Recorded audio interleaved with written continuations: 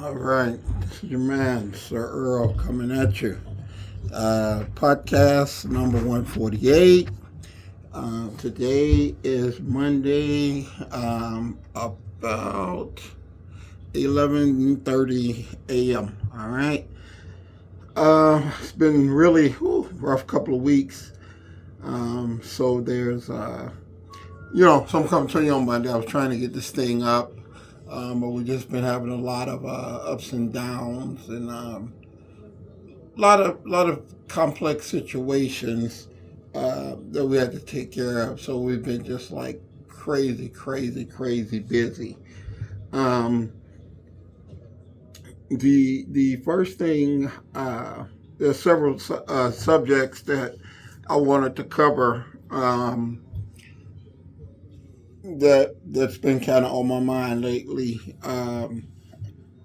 The first one being Kim Kardashian made a comment on the social media platform. I saw it on Facebook, but it's been on Facebook, Instagram, all the other forms of social media. And that comment was, people don't want to work hard anymore. And it's hard to find good work nowadays, and people went berserk. I mean, they were cursing her out, and they were, you was born with a silver spoon in your ass, and all this other nonsense. And what's crazy is that I totally agree with what she said, and people assume because your father was rich and and you got so much money over sex tape. First and foremost, it is nobody of age that has not made some form of sex tape. Trust me, and they're not getting whatever she got, $5 million or whatever she got. And the other thing is. She has taken really basically no talent or the talent to draw attention, and has managed to take the money that she got. Ray J got the same amount of money, and he's not nowhere near where they are. She has made it, off that publicity that her whole family. Almost every member have became billionaires. I know at least 2 or 3 of them are. And they didn't give her $1 billion for the goddamn tape. She had to work and make that money. So everybody assumes, if I was given this, I would achieve that also. No, you wouldn't. People have no idea. Why do you think 90-something% of the businesses go out of business within the first year or two? It's a hard deal. And people always want to assume, if somebody had gave me this, or if somebody had gave me that, I'd be able to, be a billionaire also. No, somebody could give you $1 billion and you wouldn't be able to keep it nor make more off of it. Trust me on that. It's a lot harder than people think it is. I give Kim Kardashian, I think she's probably less talented than anybody ever existed, which makes it even more of an achievement to have achieved the things that she has, her family has, her sisters, her mother. They managed to make a lot of money out of being a bunch of nobodies. That to me, from a business standpoint, I've never in my life watched the Kardashians. But from a business standpoint, I think you have to give it up to them that they were able to turn their 2 seconds of fame and a couple of bucks into millions and millions and billions of dollars. And it's not an easy thing to do. Trust me, you still business don't give a shit who you are. You still have to go to work. You still have to find a product. You still have to have a service that people want to pay for. So they're not handing you anything. Me and a couple of my clients who owns businesses, will all tell you that it's really, really hard to find good, hard workers. And we're broke. We're not the Kardashians. We're none of that. We are simple guys that's trying to pay your bills and and make it. So I agree with her 100%. It's really, really difficult nowadays to even get someone to come work. And then when they do come work, I believe it's due to people make you think when you go to college that you get out and you're something special. Your parents tell you you're special, school tell you you're special, you get A's on the test. So you want to come into the business and you want to start out as the CEO. You want the boss's job. You think you're too good to start from the ground level. I know as a trainer, as a business owner, I started out vacuuming floors and wiping down equipment, and will still do it to this day. I'm not too good to go back to what got me started, but a lot of people, and I interview people all the time. We're looking to hire some trainers now, and that's people think they're just, oh, I'm too good to run to get some coffee. I'm too good to vacuum the floor. I'm too good to wipe up the equipment. I just want to start out at the top making the most amount of money. That's the attitude that they have. If they show back up for the fucking second part of the interview, most of them don't. So I totally agree with her with that, and I thought she got hammered over that when in reality it's really, really correct. It's a correct statement, and it's something that I live through every day, and it's not easy. It's really not easy. People don't understand. Everybody think being an owner is the easy job. It's a reason that in the business that I've been in for the past 30 years, I've directly advised, or someone that worked for me, probably over 20 people who actually got their gym or studio or whatever open. I would say about 20 out of that 20, probably 19 of them have closed, went under, didn't last a year.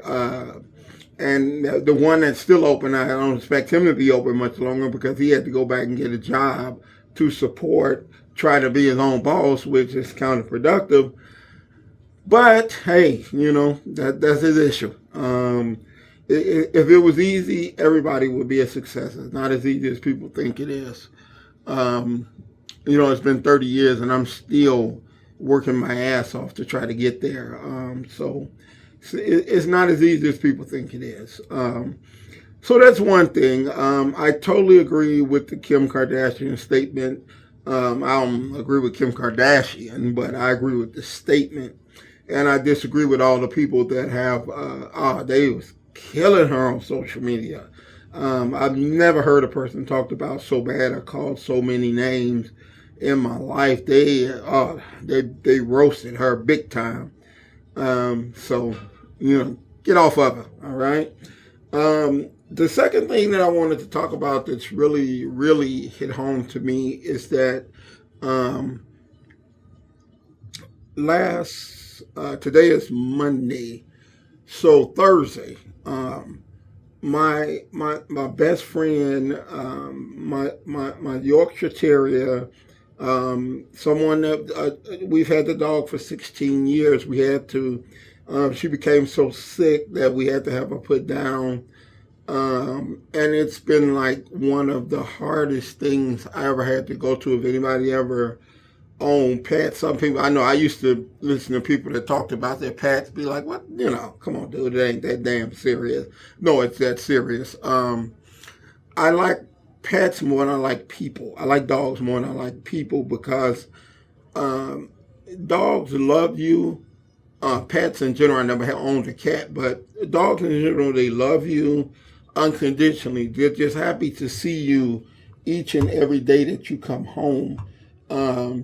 There's no conditions based on their love. They can turn over the garbage can and make a mess, and you can yell and scream at them. 5 minutes later, they're wagging their tail, begging you for some chicken breast. So they love you unconditional, which taught me how to love unconditional without any bias, without any prejudice, without anything. So for 16 years, we had our Yorkie. She went out of town with us all the time, and she was a really, truly a part of the family. And the pain that I suffered in losing her um, probably borders on probably my most painful moment in my life was July of 1993 when my cousin passed away. That was a pain that, I had seen people killed, and I had friends killed, and I grew up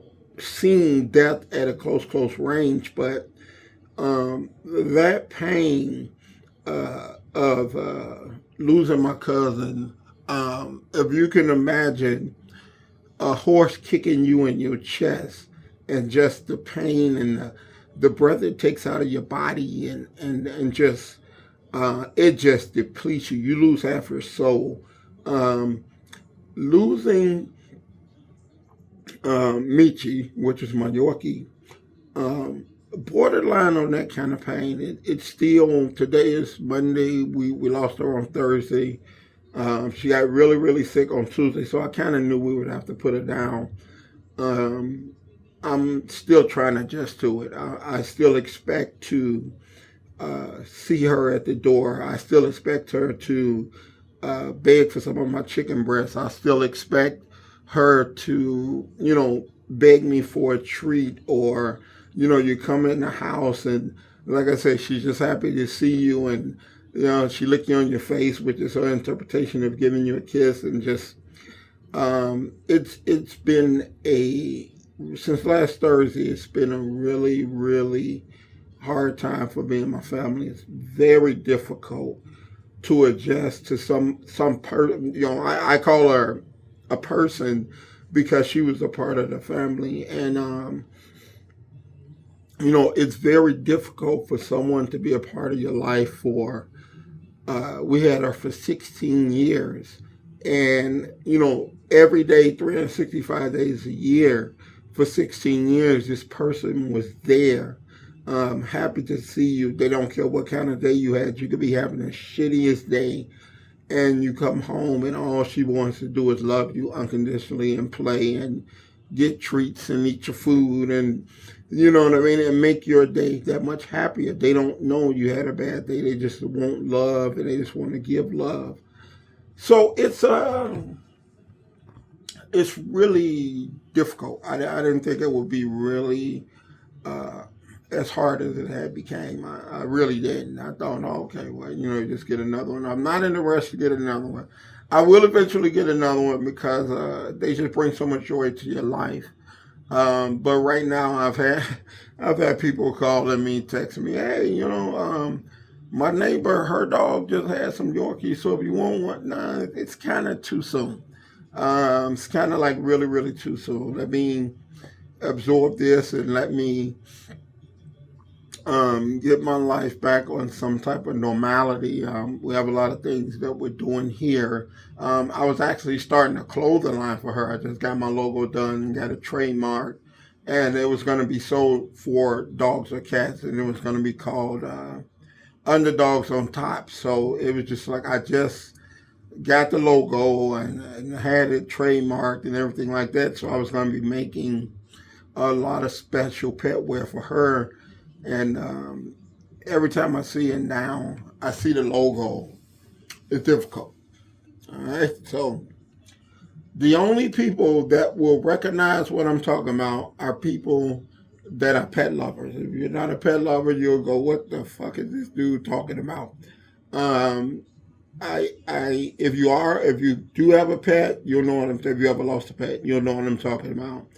If you don't, I hope you never have to go through it, one way or another. But nothing lives forever. Things change. People come and go. We're not guaranteed tomorrow.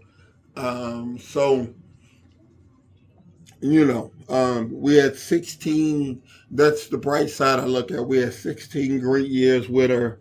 Um, if I had to do it all over again, I'd do it. She was, a beautiful soul. My mother, who really don't even like dogs, fell in love with her, and she's just was a great, great friend.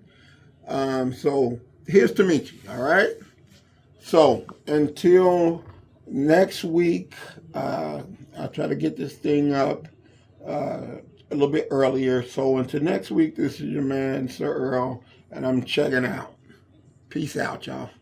Love you, Mitchie.